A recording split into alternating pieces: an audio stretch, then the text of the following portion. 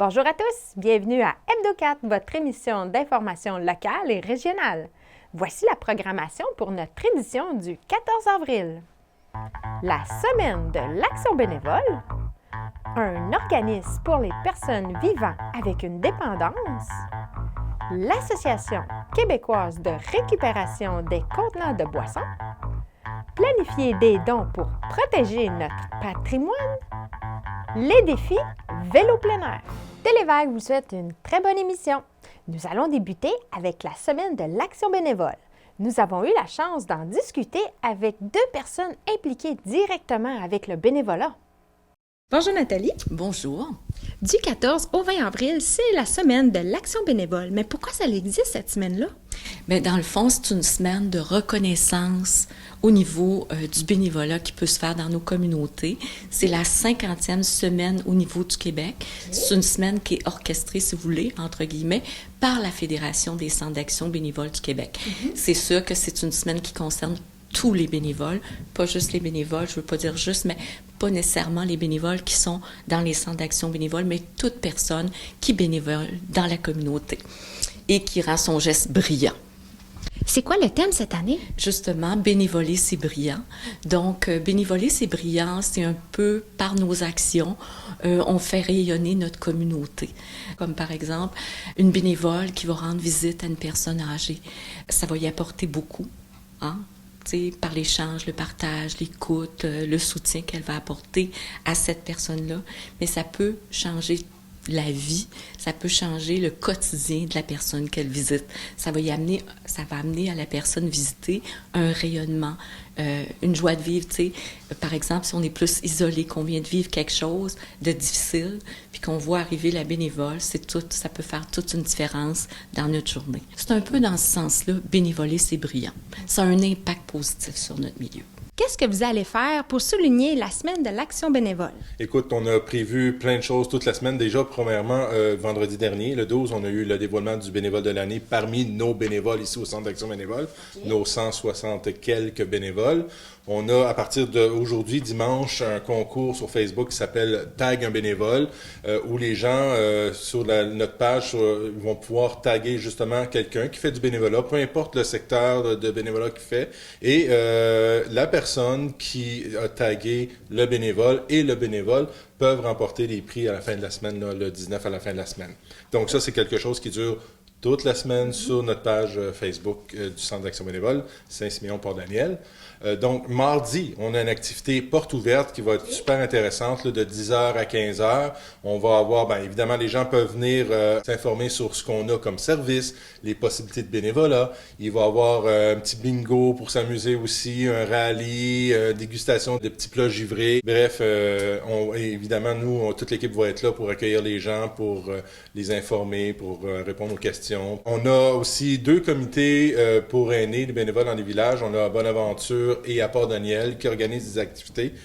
Celui de Port-Daniel, c'est le 17 à partir de 13h30 au Club de l'Âge d'Or où ils vont organiser un bingo avec de la musique, tout ça, c'est ouvert à toute la population. À Bonaventure, c'est le 18 où eux, par contre, c'est aussi un bingo, mais vraiment plus pour les gens qui habitent dans les H&M à Bonaventure. Et une des dernières activités, c'est le vendredi soir, un 5 à 7 de reconnaissance pour tous nos bénévoles membres. On était au-dessus de 200 quelques bénévoles. Là, moi, la première année que je suis rentré ici, on était au-dessus de 215 bénévoles. Je le disais tantôt, on est rendu à 160. Puis c'est pas parce qu'on n'en a pas recruté entre-temps. Mais bon, les gens vieillissent. Il y a eu la pandémie, évidemment, qui nous a joué un tour. Nos bénévoles chez nous sont plutôt âgés. Donc, ce qui fait qu'il y en a qui ont comme arrêté pendant la pandémie puis ne sont tout simplement plus revenus. Donc, on vit avec ce qu'on a comme bénévole. On n'est pas dans le trouble, mais on a quand même certains besoins puis qui sont un peu plus criants parce que les demandes, elles, ne diminuent pas, elles augmentent, bien entendu. Écoutez, le bénévolat, c'est large. Nous ici, c'est sûr qu'on a plus des services où les gens vont s'impliquer plus en santé et services sociaux. Je pense aux gens qui s'impliquent au niveau des jeunes, le soccer, le hockey mineur. C'est tout un rayonnement dans la communauté. C'est au niveau, par exemple, qu'on s'implique à sa bibliothèque municipale, on permet à des gens de venir chercher des livres, de s'enrichir intellectuellement, de s'enrichir au niveau de la culture, d'aller voir un spectacle qui est organisé par un comité de spectacle dans notre secteur. Donc, ça a tout un impact positif au niveau de notre communauté. Si on voudrait donner un peu de notre temps, c'est où qu'on peut s'inscrire? Il y a différentes façons. Premièrement, vous pouvez m'appeler au 88 752 5577 poste 6. Sinon, on a notre site Internet où ce qu'on a, par le biais de la page jebénévole.ca, nos offres de bénévolat les plus actuelles. Et on a aussi un onglet qui s'appelle « Devenir bénévole » où les gens peuvent carrément s'inscrire, en fait, remplir le formulaire pour s'inscrire comme bénévole. Puis à ce moment-là, moi, je vais les recontacter puis on va aller plus avant là-dedans. Si on parle de jeu bénévole, c'est intéressant de le mentionner, c'est pour nous, les centres d'action bénévoles, mais c'est aussi pour tous les autres organismes qui pourraient avoir besoin de bénévoles. C'est-à-dire que en s'inscrivant à jebénévole.ca, ces organismes-là peuvent aussi diffuser leurs besoins de bénévoles. Puis ça se trouve par région, par municipalité, par type de bénévolat. Donc les gens qui sont intéressés à faire du bénévolat au centre ou ailleurs peuvent aussi aller consulter ces offres-là. Mais j'aimerais ça, à nouveau, remercier tous les bénévoles qui œuvrent au sein du Centre d'action bénévole Saint-Siméon-Port-Daniel, mais aussi au sein de toute la communauté. Et j'aimerais rappeler aux gens, le 16 avril, on les attend pour notre journée porte ouverte au Centre d'action bénévole entre 10h et 15h. Donc, c'est une invitation à toute la population qu'on se pose des questions là, au niveau des services ou peut-être qu'on se pose des questions, qu'est-ce qu'on pourrait faire comme bénévolat. Donc, on vous attend. Toute l'équipe sera en place là, pour accueillir la population. Donc, bonne semaine à tous les bénévoles, peu importe le secteur d'activité. Avoir une dépendance n'est pas toujours évident. On s'est entretenu avec Guy-Gabrielle Boulay-Fortin, co-coordonnatrice et intervenante chez l'organisme Mi-Chemin de Gaspé, pour en discuter. Bonjour Guy-Gabrielle. Bonjour. À qui ça s'adresse exactement l'organisme Mi-Chemin Gaspésie? Mi-Chemin Gaspé, en fait, c'est un organisme communautaire pour les personnes majeures, 18 ans et plus, pour les personnes qui ont une problématique de dépendance ou à risque d'en développer une, ainsi que leurs proches. Desservez-vous toute la Gaspésie? Oui, actuellement, on dessert la péninsule gaspésienne. On ne va pas jusqu'en Matanie, puis jusque dans la vallée de la Matapédia. Vous avez des points de service où? Notre point de service, notre premier point de service est à Gaspé, dans le parc industriel. Puis, on a ouvert un second bureau en 2021 ici à Carleton-sur-Mer. Est-ce que c'est pour tous les types de dépendance? Bien, c'est sûr qu'on est formé spécialement pour certains types de dépendance, comme la toxicomanie, l'alcool, les jeux d'hasard et d'argent. C'est vraiment nos priorités au niveau de l'intervention. Okay. Mais on peut toucher aussi là, la cyberdépendance, par exemple, la dépendance affective. Okay. Donc, je pense qu'on touche pas mal à tout, là. Okay.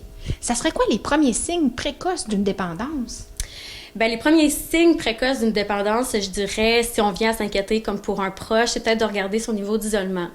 Regarder aussi ses sorties ou, tu sais, on sait qu'une personne qui consomme passe de plus en plus de temps à consommer ou à se préparer pour la consommation ou à s'y remettre, tout simplement. Donc, ça, je dirais que c'est un des premiers signes.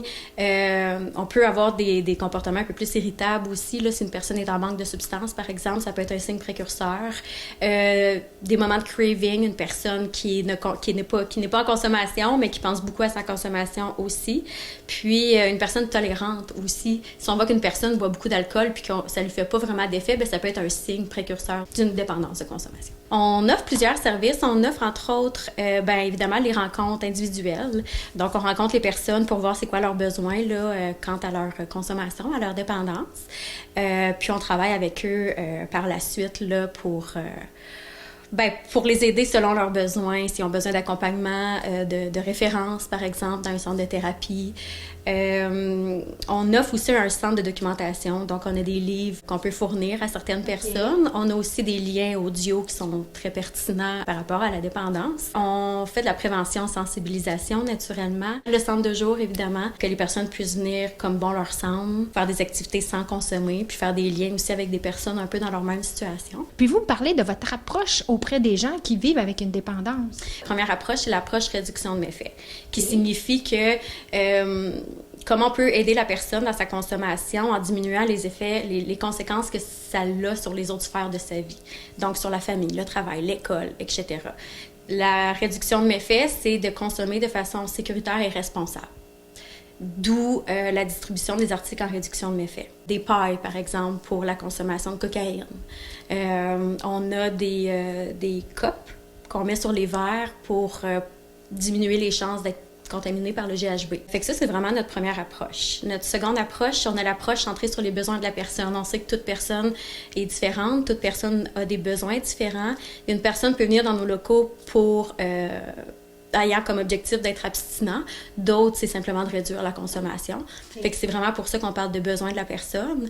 Il y a également l'approche d'empowerment, qu'on dit en fait que la destinée là, de l'usager dépend vraiment de sa motivation à lui. OK. Mais évidemment, c'est son parcours, donc c'est lui qui a le pouvoir sur son parcours. Puis, l'approche systémique, ben on regarde toutes les autres sphères de la vie de la personne. Donc, est-ce qu'il y a une problématique au niveau de ses liens amicaux, familiales, qui pourrait peut-être expliquer un abus de substance, par exemple. Okay. Et ça, c'est vraiment nos 4 approches prioritaires. Mi-chemin, vous êtes en plein recrutement présentement? Oui, ben mi-chemin s'agrandit de plus en plus. C'est très excitant. Oui, présentement, on est à la recherche de deux animateurs intervenants qui vont être appelés à se déplacer dans la Gaspésie là, pour aller rencontrer les personnes de 18 à 24 ans. On a ouvert vraiment le territoire là, pour les candidatures. Donc, idéalement, c'est si on voudrait avoir quelqu'un un peu distancé, peut-être dans la Haute-Gaspésie, par exemple, parce qu'il n'y a pas encore d'intervenants là-bas. Mm-hmm. Peut-être au Rocher-Percé, on ne sait pas, mais oui, on a ouvert 2 postes, puis on est bien fébrile. Okay. C'est quoi la meilleure façon de vous rejoindre? Je dirais par téléphone, naturellement, 418-368-6676. Sinon, notre page Facebook, Mi-chemin de Gaspé Inc. Sur cette page-là, il y a vraiment tous les détails aussi de l'organisme, les événements qui sont à venir, les centres de jour. Fait que c'est vraiment comme la page pour se référer, finalement. Okay. Puis on a aussi un site Internet. On vit une période un peu plus difficile. Ça peut amener à la tentation de consommer, à la consommation. Moi, tout ce que je veux dire, c'est de ne pas hésiter. Si jamais on se questionne sur notre propre consommation, sur la consommation de quelqu'un d'autre, Mi-chemin est là pour vous aider à éclaircir la situation, puis à vous aider si vous désirez être abstinent ou diminuer votre consommation, tout simplement. Merci beaucoup. Merci beaucoup. Vous avez peut-être remarqué que les consignes ont augmenté sur les bouteilles de plastique et des canettes d'aluminium. Écoutons le vice-président des finances et d'administration de l'Association québécoise de récupération de contenants des boissons pour nous informer. Bonjour Frédéric. Bonjour. L'Association québécoise de la récupération des contenants de boissons a le mandat de mettre en place un système de modernisation de la consigne au Québec. Pour commencer, pouvez-vous m'expliquer en quoi consiste l'élargissement de la consigne qui va changer les habitudes de la population prochainement? Depuis le 1er novembre 2023, l'élargissement de la consigne a été entamé. Donc, depuis cette date, là, on dit qu'on a fait la phase 1 de la modernisation et de l'élargissement du système de consigne. Donc, depuis cette date, tous les contenants d'aluminium de 100 ml à 2 litres sont consignés. Et puis, tous les contenants de plastique et de verre qui étaient auparavant consignés restent consignés. Au niveau de la modernisation, de la hausse de la valeur de la consigne, tous les contenants sont à dissous. Donc, l'aluminium, le plastique, le verre, sauf pour le verre de 500 ml et plus, qui est à 25 sous. Et puis là, je répète, c'est vraiment l'aluminium, tout est consigné, donc il n'y a plus de distinction, une canette de V8, une canette de boisson gazeuse ou de bière, tout est consigné, c'est consigné à 10 sous. Et puis ce qui était antérieurement consigné, donc bière et boisson gazeuse en plastique et en verre, reste consigné avec les nouvelles valeurs de consigne. OK. Ça, c'est la première phase. C'est quoi la deuxième? Ça va être quoi la deuxième phase? Donc, dès le 1er mars 2025, on va entamer la deuxième phase de la modernisation du système de consigne, où là, tous les contenants de plastique, d'aluminium, de verre et de carton multicouche de 100 ml à 2 litres vont être consignés. Donc là, on va vraiment élargir aux bouteilles d'eau, aux bouteilles de vin, aux bouteilles de spiritueux, aux bouteilles de jus en plastique, aluminium, verre et carton multicouche. Encore là, les valeurs de consigne vont être à 10 sous pour tous les contenants, sauf pour le verre de 500 millilitres et plus, qui va être à 25 sous. Donc, une bouteille de vin de 750 millilitres, ça va être à 25 sous. OK. Allez-vous créer des points de service pour qu'on puisse retourner tous nos contenants? Au courant, pour le moment, les détaillants ont encore l'obligation d'accepter les retours de contenants consignés. Donc, le règlement dit que les détaillants acceptent les retours de contenants consignés, soit dans le magasin ou soit qu'ils se regroupent et qu'ils créent un endroit où ils vont accepter les retours de contenants. Au courant de 2024, la QACB va déployer un réseau de lieux de retour pour préparer là, justement l'élargissement de mars 2025, où là, en ce moment, on est à 2,8, un petit peu moins de 3 milliards de contenants sous gestion en consigne. Et puis à partir du 1er mars 2025, on va avoir 5 milliards de contenants qui vont être consignés. Donc là, on va inclure, comme je disais, toutes les bouteilles d'eau, le vin, les spiritueux, boissons gazeuses, bien sûr, bière qui étaient déjà consignées. Donc le réseau de lieux de retour va se déployer au courant de 2024 et en partie aussi en 2025. Et là, on va avoir des lieux de retour qui vont être dédiés au remboursement de la consigne. Et puis, il faut se rappeler que dans le nouveau règlement qui a été édicté, les détaillants qui ont 375 mètres carrés et moins n'ont pas l'obligation d'accepter les retours de contenants consignés, mais beaucoup ont participé de façon volontaire avec nous, puis on salue la collaboration des détaillants là, qui ont participé de façon volontaire avec nous pour assurer la période qu'on appelle transitoire là, entre la phase 1 et la phase 2. Et puis par la suite, ben là, ça va être un nouveau système vraiment qui va être déployé en mars 2025. Donc, ça implique que les machines récupératrices, présentement chez les commerçants, vont falloir qu'ils remplacent. Les détaillants qui vont rester des lieux de retour dédiés dans le nouveau système vont avoir des machines remplacées. Mais ça se peut que certains détaillants qui ont des machines en ce moment, soit qui n'ont pas la superficie là, réglementaire pour accepter les retours, donc même s'ils ont une machine, ce ne sera pas nécessairement mis à niveau. Ou encore là, ben, certains détaillants vont être regroupés. Donc là, ces machines-là ne seraient pas mises à niveau parce qu'il y aura un lieu de retour dédié, pas trop loin là, des magasins, où là, les consommateurs vont pouvoir retourner leur contenant consigné. OK. Puis là, la date officielle que vous m'avez dit, là, juste pour résumer, la deuxième phase. Quand est-ce que vous pensez exactement la commencer en 2025? Le 1er mars 2025. Donc là, nous, on a mis 1er novembre, c'était le premier gros jalon qu'on avait dans la modernisation du système. Ça a été OK. lancé, ça s'est très bien passé. Donc là, on parle déjà qu'on est dans un système modernisé. Maintenant, ce système modernisé-là va être élargi à encore plus de contenants dès le 1er mars 2025. OK. Puis c'est quoi votre objectif concernant le taux de récupération d'ici 10 ans? Le règlement prescrit des taux de récupération. Donc, c'est évolutif, bien sûr, dans le temps. Dans 10 ans, donc, les dernières cibles, c'est 2032, où là, le taux global de récupération sera à 90 %. Donc, c'est des objectifs ambitieux Oui. qu'on a l'intention, bien sûr, d'atteindre et de respecter. Donc, 90 % en 2032, dans un petit peu moins de 10 ans. Bien, je vous remercie beaucoup, Frédéric, d'avoir pris le temps de nous expliquer l'élargissement de la consigne. Merci à vous. Planifier un don pour protéger notre patrimoine, c'est ce que nous propose Ronald Arsenault, le directeur général de la Fondation communautaire Bas-Saint-Laurent, Gaspésie et les Îles-de-la-Madeleine. Bonjour, M. Arsenault. Bonjour.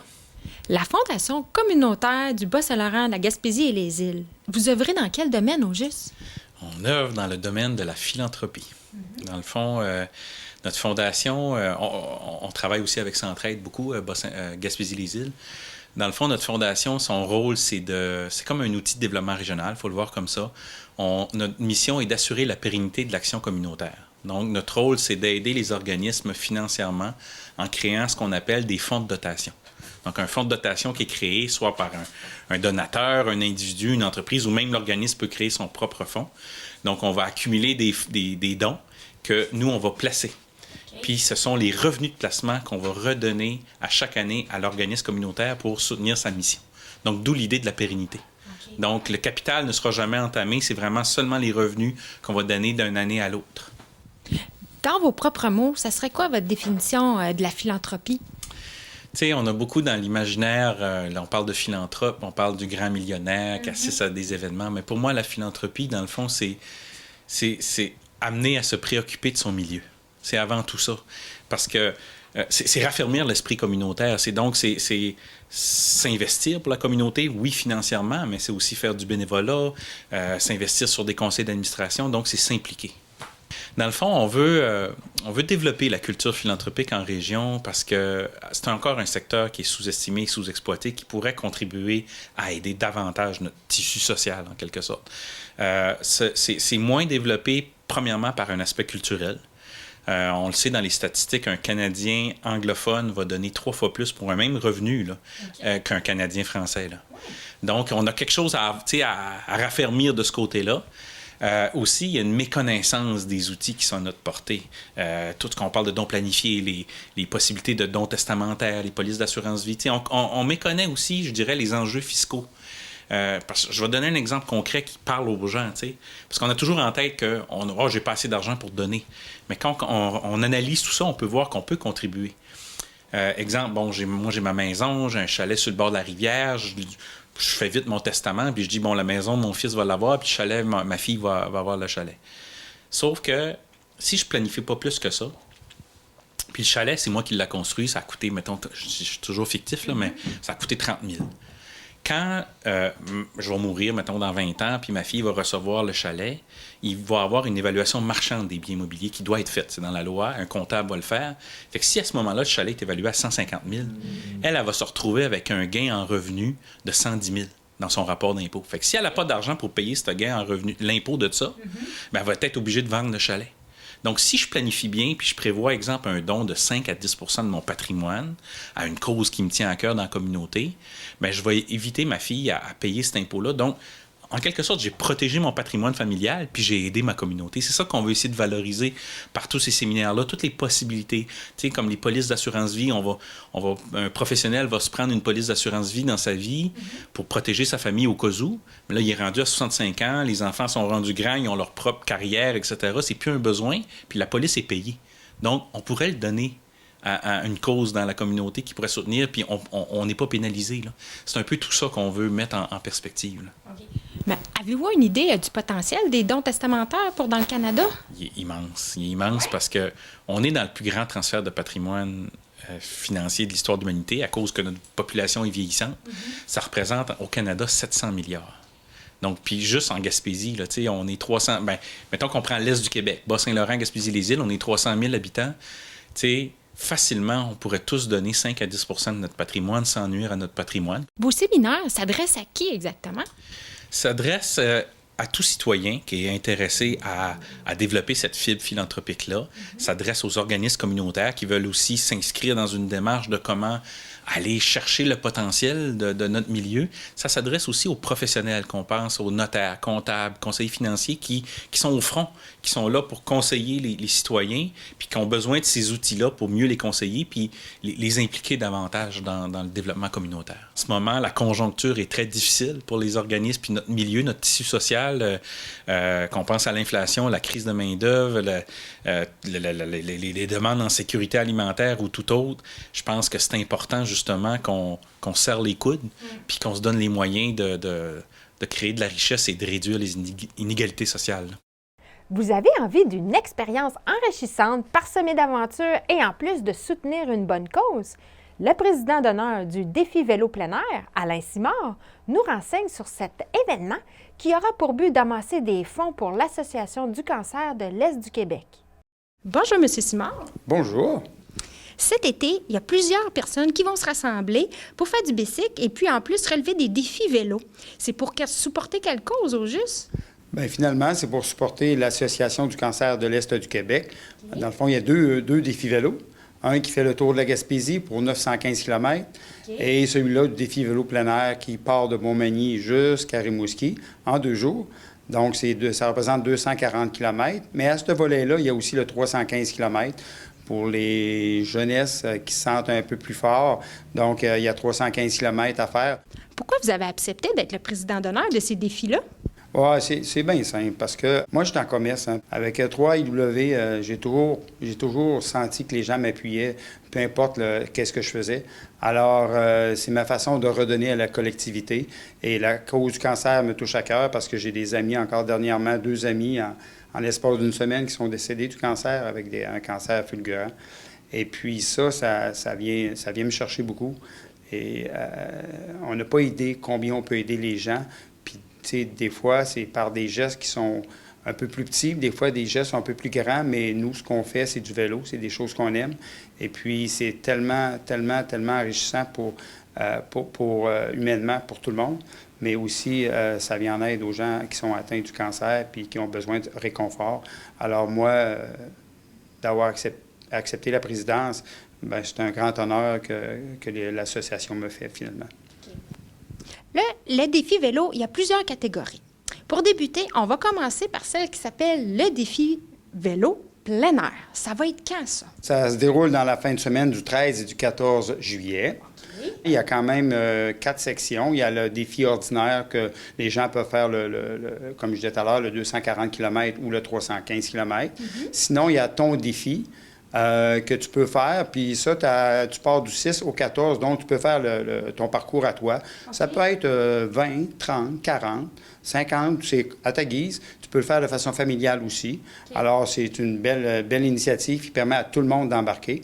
Et juste aller sur défivélopleinair.org et s'inscrire dans la bonne catégorie. Okay. Il y a le volet jeunesse aussi, qui permet à des jeunes 14 ans et plus de faire du vélo. Et pour la même chose, donc ça peut commencer jeune à l'amour du vélo. Et puis, il y en a qui aiment relever ce défi-là. Puis, il y a le défi entrepreneur aussi. Entrepreneur, on le sait que beaucoup d'entrepreneurs maintenant aiment que les gens qui travaillent chez eux soient en forme. Et puis, une bonne façon de le faire, c'est d'encourager ses employés à embarquer. Tu peux le faire de plusieurs façons, mais entre autres, ça permet peut-être à l'entrepreneur de payer le frais d'inscription qui est à 250 $, qui permet de payer la chambre, les repas durant le défi et tous les arrêts qu'on fait. Alors ça, c'est très onéreux, mais le 250 $ l'inscription permet à payer ça. Et même, il y a des entrepreneurs qui vont juste commanditer un peu leurs employés pour faire le défi. Donc, c'est une invitation que je lance à tous les entrepreneurs et à tous les gens qui veulent faire un défi, peut-être la première fois, mais ils peuvent le faire de plusieurs façons. Puis, c'est de pogner le goût sûrement après ça, parce que moi, ça fait mon 15e déjà que je fais. Oui. Et je pensais pas aimer ça au début comme ça, mais je pense que j'ai pogné la piqûre.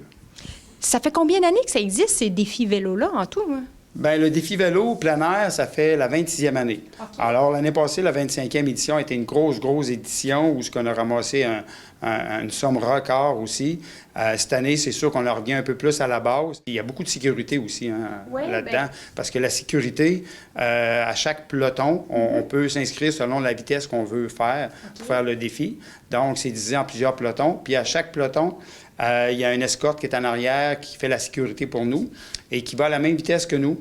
Et puis, si jamais on a une panne au niveau technique, ils sont là pour nous aider à réparer et à repartir.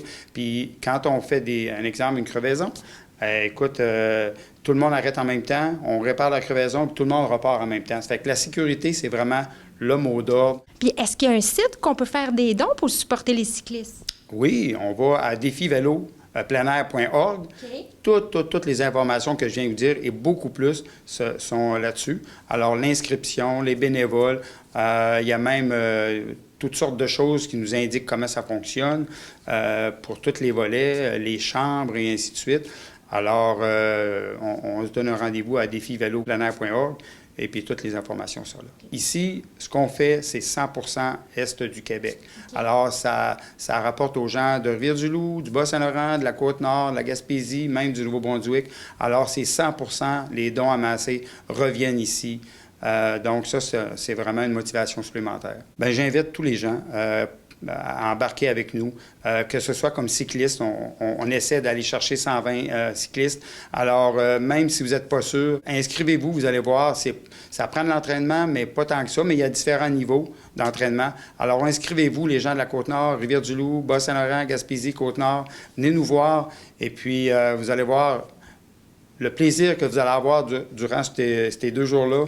Ça va vous garantir de vouloir revenir une prochaine année, parce que moi, c'est ce qui m'est arrivé, puis je ne suis pas le seul dans ce cas-là. Okay. Bien, merci beaucoup. Bien, merci à vous. Ceci conclut notre édition d'Hebdo4 du 14 avril. Merci beaucoup pour votre écoute et rendez-vous la semaine prochaine pour une nouvelle émission d'information locale et régionale. Passez une bonne semaine!